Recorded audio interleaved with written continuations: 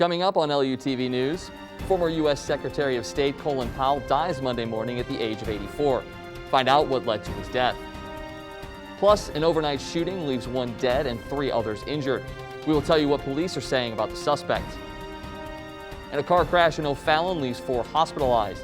We'll tell you what led up to the accident. Those stories and more ahead on LUTV News.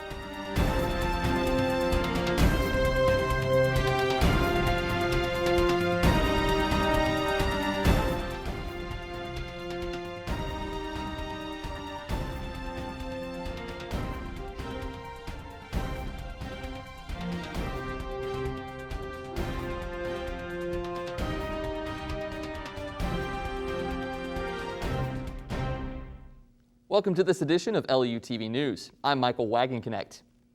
Former U.S. Secretary of State Colin Powell has died from COVID-19 complications. Sources say the 84-year-old retired general was being treated for multiple myeloma when he died. That is a blood cancer that weakens the body's immune system. His family says he was vaccinated, but it's not clear if he received a booster shot. Powell became the first black Secretary of State under President George W. Bush. A quadruple shooting overnight in North St. Louis City's Baden neighborhood has left 1 dead and 3 others hurt. Police say 19-year-old Isis Marr was killed in the shooting. Authorities say the 3 others who were hurt include 2 18-year-old boys and a 16-year-old girl.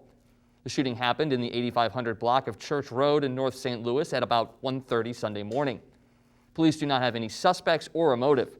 They are asking anyone with information to contact Crime Stoppers at 866-371-TIPS. A 20-year-old woman was fatally shot in O'Fallon, Missouri Sunday night. Police say she was shot in the torso near the 1100 block of North Main Street just before 3 a.m. Authorities say she was taken to the hospital where she later died. Police say they are talking to a person who was home at the time of the shooting. They found a weapon at the home.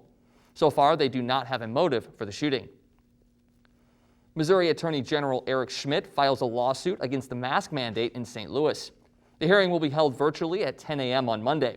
Here's what St. Louis County Executive Dr. Sam Page has to say before the trial.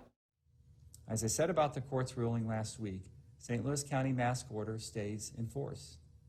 And that ensures that we continue seeing our case numbers go in the right direction. There's lots of talk around enforcement.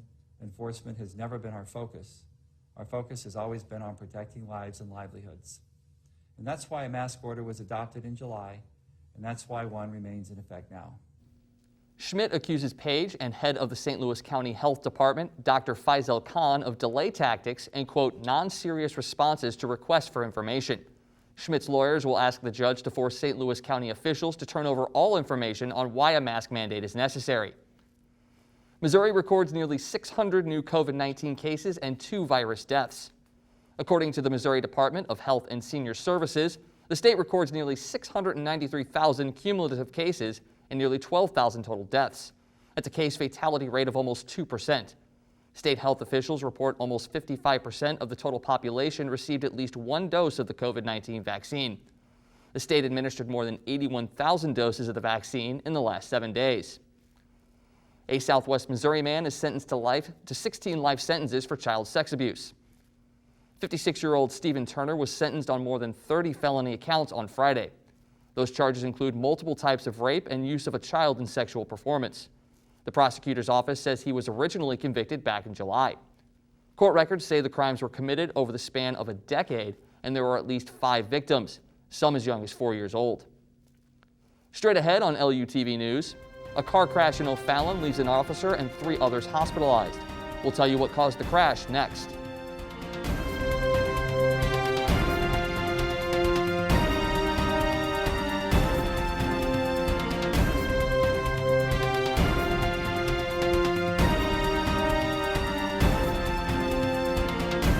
When I would have to move, so I always had my suitcase ready to go. Then one day I was adopted. My new parents opened their hearts and home to me. My parents cook my favorite breakfast for me every morning. My parents take me on trips I never thought I would go on. They gave me a home and an even better reason to use that suitcase. My parents aren't perfect, but they're perfect for me. I'm Jenny Garth, and as a mother of 3, I know kids worry about a lot of things. Getting enough food to eat shouldn't be one of them. But here in America, that is a real worry for 1 in 5 children.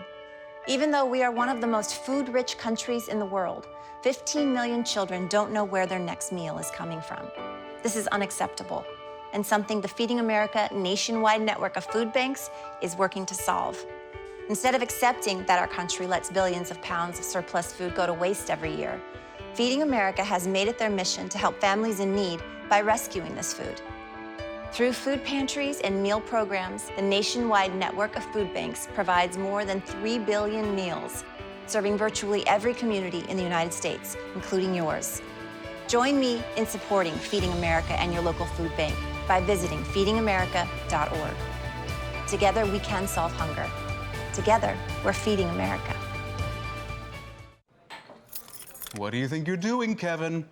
Was just gonna drive home. There are several warning signs present that you shouldn't be driving. Like hearing voices? Like your text-to-emoji ratio? Oh man, the selfies.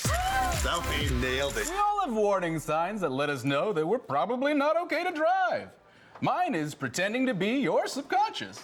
Craig, come on man, let's split a ride home.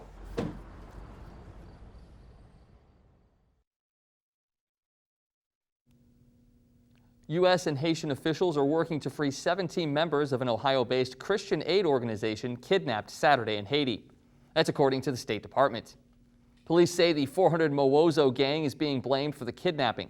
Officials say the gang nabbed 16 Americans and 1 Canadian. According to the Ohio-based Christian Aid Ministries, the missionaries were on their way home Saturday from building an orphanage before the kidnapping. A U.S. government spokesperson says that they were aware of the reports on the kidnapping. The small island country is facing increased gang violence since the July assassination of its president. 4 teenage boys escaped from a juvenile detention center in St. Louis on Saturday night. The incident started shortly after midnight when a 17-year-old asked for some water while in his cell. Afterwards, he entered a control room and unlocked other cells in his section. Then he and 3 other boys grabbed a set of keys and left the building, assaulting several staff members in the process. Once outside, they attempted to steal a car being driven by a woman, but were unsuccessful in their attempts. This escape marks the 2nd time that juvenile detainees have escaped from facilities in the city. An officer, adult, and 2 kids are in the hospital after a car crash on Sunday. The officer was responding to another accident just before 10 a.m. when he got involved in his own collision. Authorities say the accident happened at Highway K and Christina Marie Drive. He ran into another car where the driver and 2 of the 3 kids were hospitalized. According to Sergeant Robert Kendall, it's not clear if the officer had his lights and sirens on during his response. Parts of Missouri and Illinois will be dialing more digits when making local calls by the end of the week. The change is happening in compliance with the national 988 suicide prevention line, which starts next July. Callers in the 314 and 618 codes will now need to use 10 digits whenever placing local calls. A jury selection is expected to begin Monday in the shooting of Ahmaud Arbery. Greg and Travis McMichael and William Bryan are charged with murder in the 25-year-old's death. Police say the shooting happened just outside the port city of Brunswick, Georgia last February. Prosecutors say Arbery was jogging when the McMichaels chased him in a pickup truck. Bryan joined the pursuit and recorded the video of Travis shooting the young African-American 3 times at close range. Authorities say the trial could last for more than 2 weeks. The Spire gas pipeline in St. Louis might soon be shut off. This comes after a unanimous vote from the U.S. Court of Appeals that declared the 2018 approval of the pipeline was unlawful. Spire Director Sean Jamieson says, quote, "The pipeline is still operating. If this pipeline continues to operate, the expectation is that there would be normalized gas prices for residents in eastern Missouri." Jamieson also says how important the pipeline is for the area, as St. Louis has used to rely on others for gas supplies. Quote, "When it was given up the market, other people who needed access to that pipeline reserved that extra capacity. Today, we can't go back and get that capacity because it's reserved by somebody else who needs it." A mixture of cold and warm fronts head to the Midwest. More on that when we come back.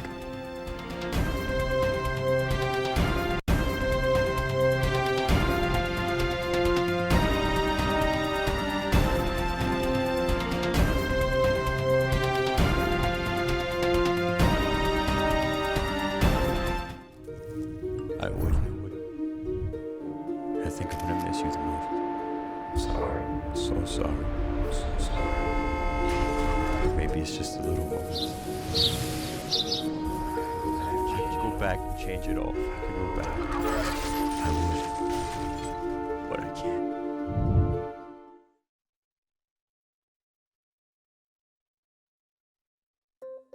Here are your AARP top tips on caregiver preparedness during coronavirus. First, form a caregiving team. Create a list of people in your family and friend network who can help with caregiving tasks. Take an inventory of supplies in your loved one's home. Try to have a 2-week supply of essential items. Make a list of the care recipient's medications and medical contacts. Be sure to have prescriptions on hand and ask the pharmacist for an extra 30-day supply. Make a plan to stay connected. To prevent social isolation, set up available technology to help loved ones stay connected and schedule regular chats. Finally, maintain your own self-care. Follow the Centers for Disease Control's guidelines for coronavirus safety. And have a backup plan for care in case you become ill. For more caregiving tips during the coronavirus pandemic, go to aarp.org/caregiving. Meet the scan, a simple procedure whose mission is to detect lung cancer early.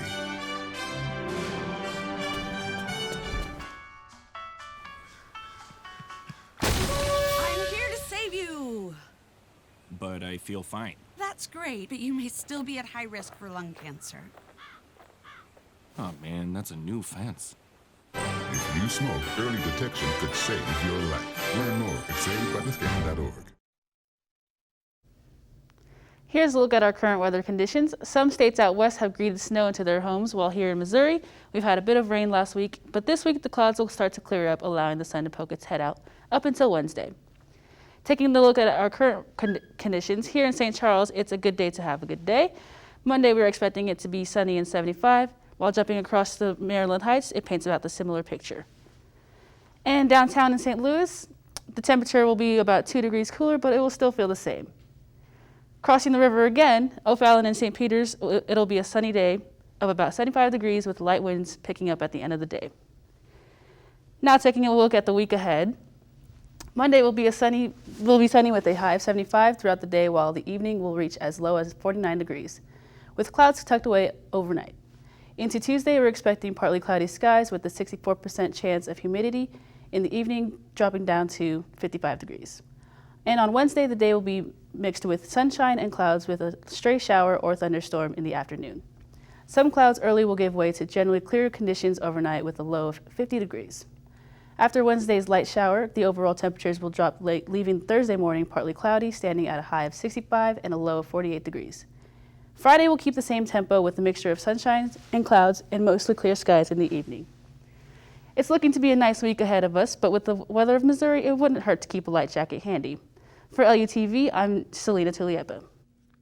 Missouri's first black bear hunting season begins on Monday. Officials say that the state's black bear population has been increasing over the last several years and that a well-regulated hunt will manage that number. People needed to apply for permission to hunt these bears, and only 400 bear tags were drawn. The season will last for 10 days and will be open to Missouri hunters and designated areas in southern Missouri. Coming up on LUTV Sports, our St. Louis Blues took their season opener against the Colorado Avalanche. Find out how it went next.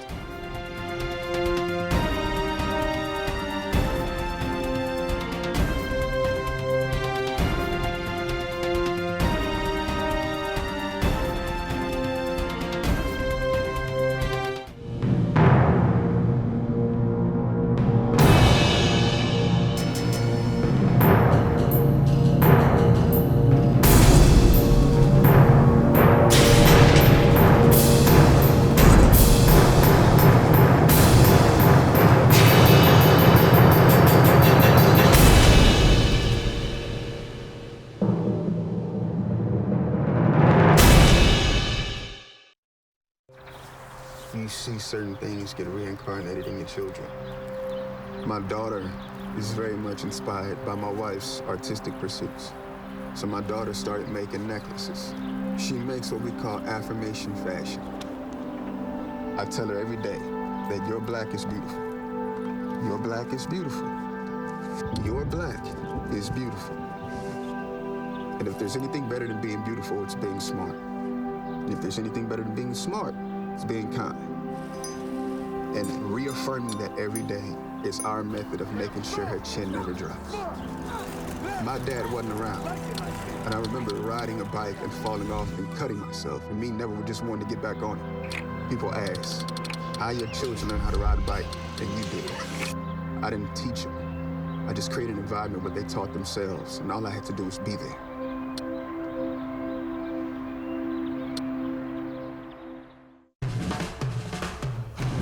When you adopt a shelter pet, you discover their unique mix of all kinds of traits. Where'd Wiley go? Where's Wiley? Ah, there she is. Paw? Do you remember being an ancient wolf? Do you ever feel the call of the wild? You're a renegade cop, and I'm a con woman with nothing to prove. But together, we could really solve this murder. They're a little bit of a lot of things, but all of them are pure love.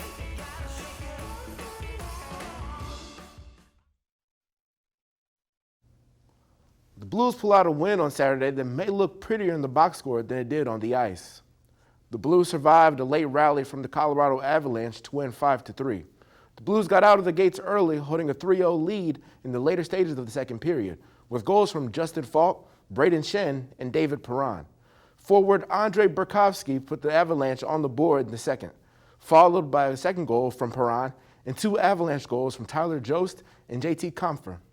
Jost had a second goal called back after he appeared to have kicked the puck. Blues captain Ron O'Reilly scored an empty net goal late to finish the win. In other St. Louis sports news, the Cardinals fired manager Mike Schilt on Thursday. Speaking on the firing, beloved catcher Yadier Molina says, "We went to the playoffs 3 times in 4 years. Maybe there was some problem between him and the management. I can't give you the reasons, but from what I know inside the clubhouse, there wasn't any kind of problem." When asked about the next manager, Molina said, quote, "It would be nice to play for a Puerto Rican manager my last season." The Cardinals say they're looking at internal candidates at the moment. The Kansas City Chiefs bounced back this week with a strong win against the Washington football team. After a slow start in the first half, the Chiefs bounced back to win 31-13. They held Washington scoreless in the second half. Quarterback Patrick Mahomes threw for 397 yards and 2 touchdowns along with 2 picks. However, his brother, Jackson Mahomes, sparked outrage when he posted a TikTok dance while standing on the memorial for Sean Taylor.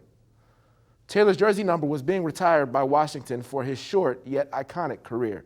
Taylor died in 2007 at the age of 24 after being shot by burglars. Jackson later apologized, saying, "I meant absolutely no disrespect to him or his family." In other NFL news, the Jacksonville Jaguars ended a historical, or should I say hysterical, streak on Sunday. Head coach Urban Meyer earned his first win as the Jags ended a 20-game losing streak. The Jaguars beat the Miami Dolphins in London, winning 23-20. This was their first win since the season opener in 2020. The NFL record belongs to the Tampa Bay Buccaneers with 26 straight losses. That's it for sports. For LUTV News, I'm Christopher Rogers. Emily Pulitzer is donating 22 works of art by artists including Pablo Picasso and Andy Warhol to the St. Louis Art Museum. Pulitzer says, "I've been involved in the St. Louis Art Museum ever since I was brought here to be the curator of that museum. I feel that they can be great stewards of this art, which I not only love, but think can be very enjoyable and enlightening for people in generations yet to come." Pulitzer worked as the St. Louis Art Museum curator for 9 years and has now donated over 150 works of art to the museum. Running trails in Eureka were invaded by ghouls and ghosts this weekend. More than 2,500 runners of all ages took part in the 13th annual Go St. Louis Halloween Run. The event featured a 10K, 5K, and 1-mile fun run. Many runners dressed up in costumes from Wonder Woman to Star Wars' Kylo Ren for the Halloween-themed race. After 2 years of socially distanced and virtual racing, Go St. Louis president says it's a wonderful thing to be back out and having live racing again. The goal of the run was to promote fitness and staying healthy at any age. Go St. Louis puts on multiple events each year, and you can find more information at gostlouis.org. That's it for this edition of LUTV News. I'm Michael Wagenknecht. Thanks for joining us.